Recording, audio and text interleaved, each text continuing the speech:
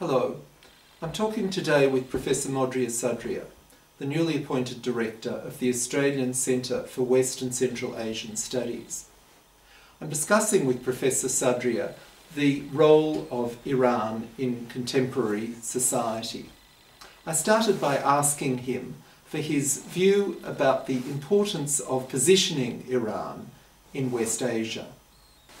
The question of Iranian position in the world, in its region, is very subjective.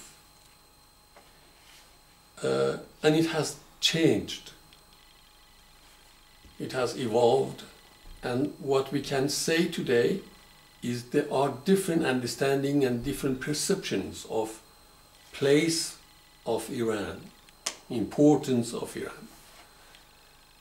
For instance, for some, Iran is in a geopolitical unit called Middle East.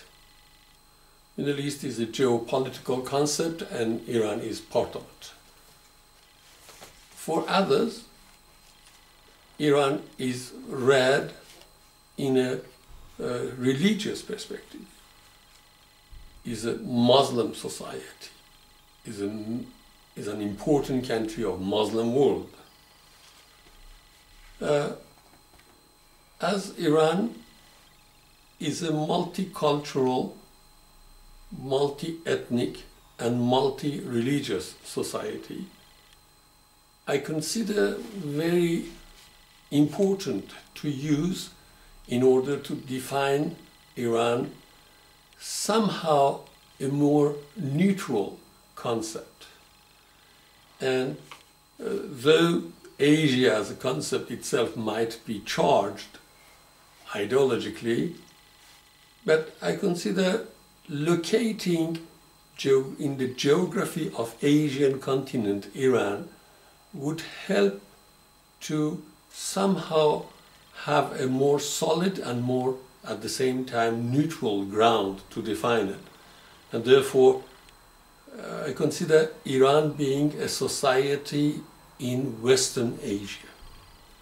And if we locate Iran in Western Asia, it has two advantages. First, it won't make us have an interpretation of Asian continent which is basically East Asian, which is most common reading of Asia.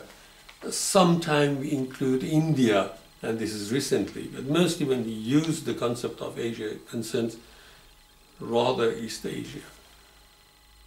While in reality, Asia is much more diversified and rich, the only rich region of Eastern Asia. The second is to say Iran is a West Asian society. It locates it in its historical embedment.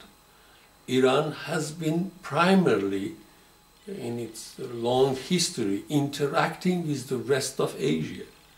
Iran has been an interlocutory for India. Iran has been in a tight relationship with China. Iran has been even far distant relationship with Japan or Korea before Korea having become Korea.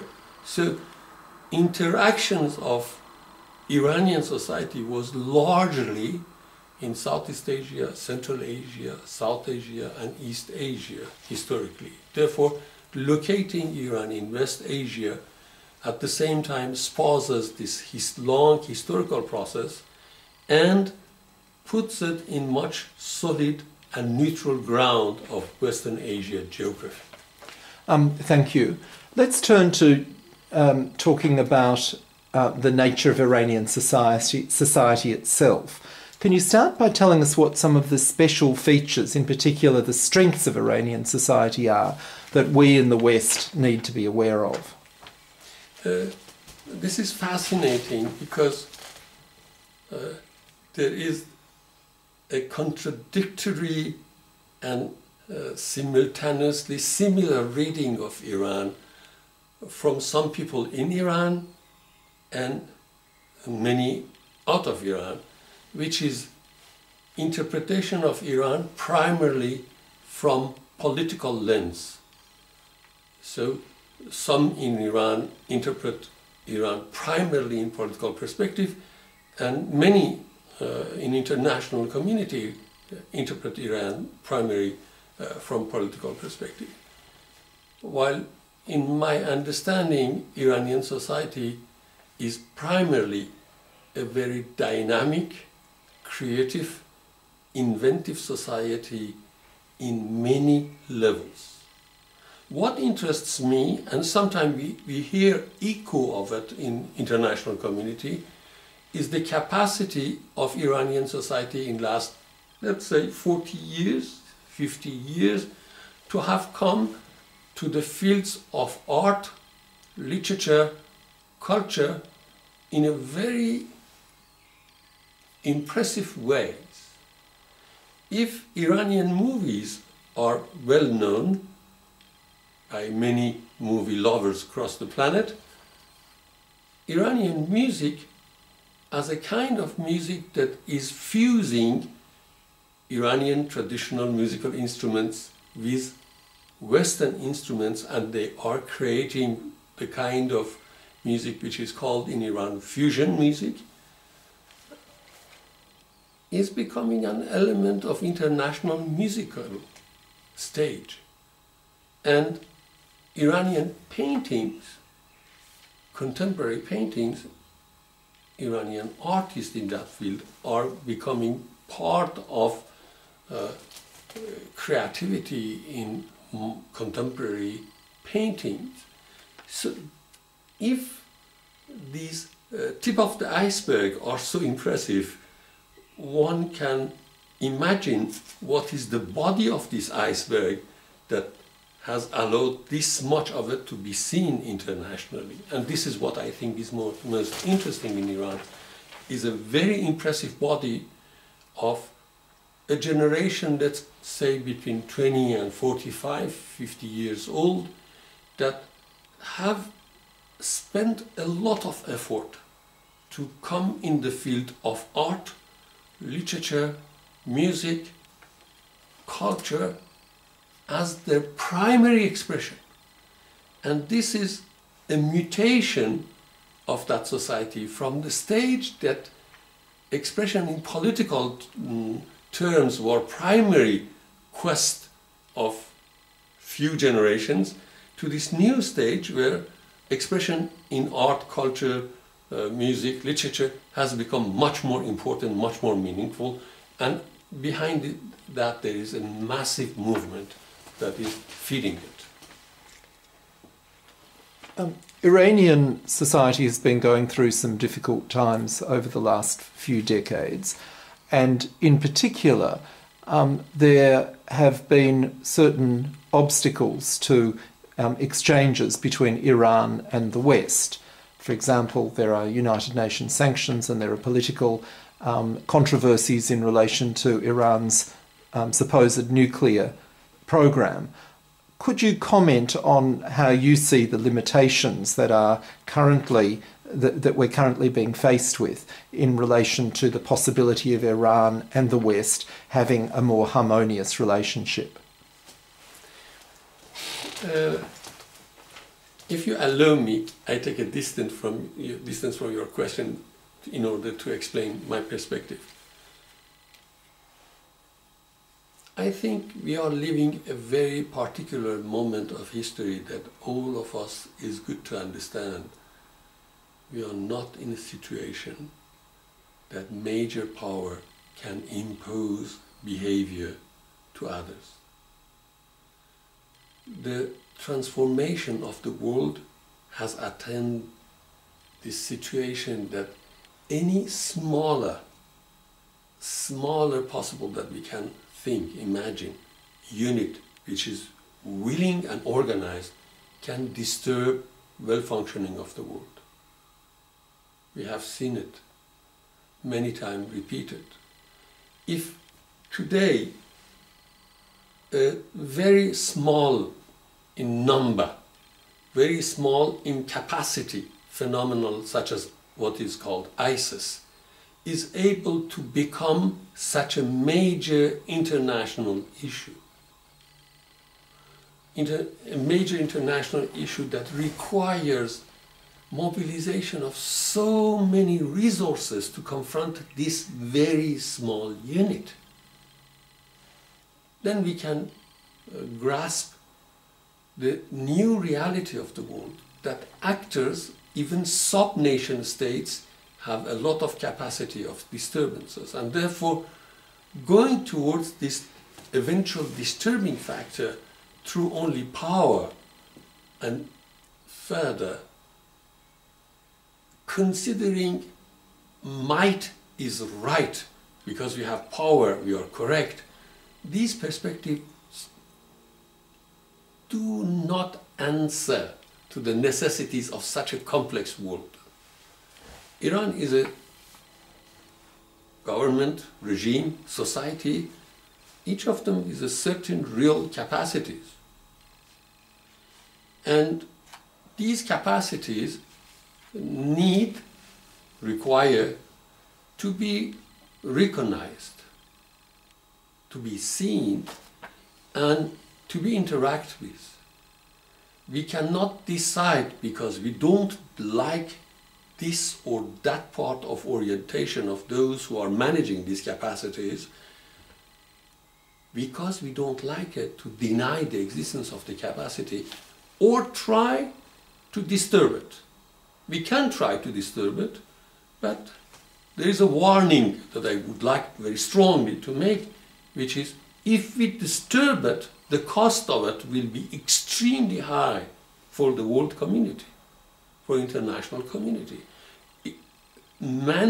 Policing Iran for an outside factor will be much more expensive than policing Iraq, than policing Afghanistan or policing Libya. So is a wishful thinking that only those who have might have right and can impose wouldn't work. This is this side of it, because the costs of it would be very high if we consider because we have might, we are right. The second aspect of it is that that's true. That might has helped to prevent the speed of development of Iranian society to the extent that is possible, that its capacities would grow. So we have used different kind of powers in order to prevent that to happen. This is not healthy, this is not good, and in my opinion, this cannot continue. It cannot continue for world community because it is too expensive for a world community, international community, that in one way or other we are at a not very strong economic and social conjuncture in many societies of the West including. And it is not good to push too far at the corner of the wall that Iranian society, regime, government with 50 million active population, 80 million total population. So is not good, and therefore we need to think differently and interact differently in order to create the capacities both for international community and Iran to be beneficiary of this capacity. Finally then, can we turn to how you see the future and the process of change? What are the changes you would like to see internally in Iran and between Iran and the West, and how should we go about trying to bring about those changes? There are 2-3 sets of very complex issues that because they are complex, it doesn't mean that they should be avoided. Their complexities require more attention and more effort. The first level of attention is acceptance by Iranian political responsible that they are managing a complex society that cannot be squeezed in one case, cannot be put in a box, cannot be reduced to one interpretation of its process, of its history, of its present time. Iranian society is a rich and diversified cultural, political society. The first element for Iran is, let's say, peace inside. There should be more dialogue among these diversities within the Iranian society to allow the plurality of Iranian society to live. The primary advantage to create these dialogues within the Iranian society is it prevents those who would want to use diversity and plurality of Iranian society as an element of instability in Iran. If the peace is created among this plurality, among this diversity, then this plurality and diversity can live in peace, and therefore it cannot, their existence of diversity and plurality cannot be used as a factor of destabilizing Iran. That's what first element. Therefore, even for those who are managing the society, it is in their own advantage to recognize the existence of this plurality and diversity and allow its expression in a peaceful way. The second is any attempt to weaken Iran by considering that putting pressure on Iran because we want to, for someone to obtain advantages from Iranian political leadership, in fact, will affect Iranian society wrongly, would affect this young society which has gone so far and so well in fields of culture and arts and science. We will punish them. We will prevent the total emancipation of their capacities. And this will have huge costs. Huge costs because when you push young people with capacities to corner, you don't know what you are expecting as reaction. It might be one element of radicalization, it might be different scenarios can be considered. So my first concern is peace among different factions in Iran itself, among pluralities in Iran itself. Second is from international community, from outside factor, preventing to put the kind of pressure on Iranian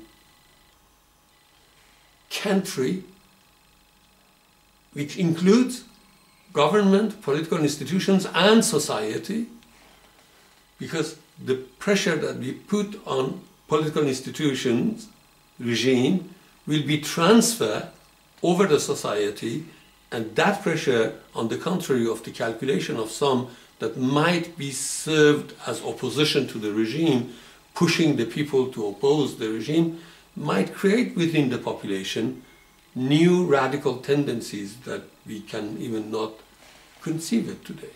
So I think there should be dialogue. There should be positive interaction, interactions that are not in the realm of might right, is interaction in the logic that all players of all kinds have a place in this international community, and they have to learn how we can live together with our differences. There is no precondition possible to say that we can live together only if you look like us. What is fundamental is to consider diversity, differences, as a real element of living together in a planet which is too fragile for creating new conflicts. Professor Sadria, thank you very much. Thank you so much for this opportunity.